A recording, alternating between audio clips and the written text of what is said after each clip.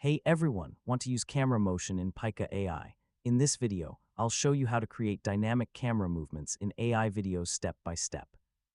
First, open the Pika AI website and sign in to your account. Click Create *** to start a new video project.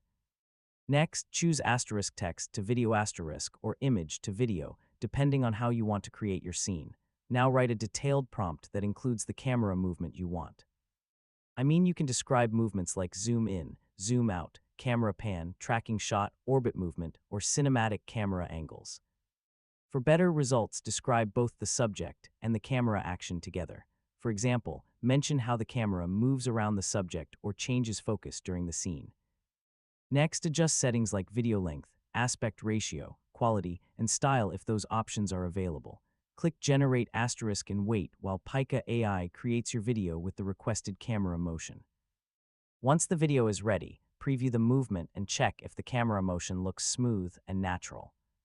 If the result is not what you expected, improve your prompt by adding more details about speed, direction, and camera position.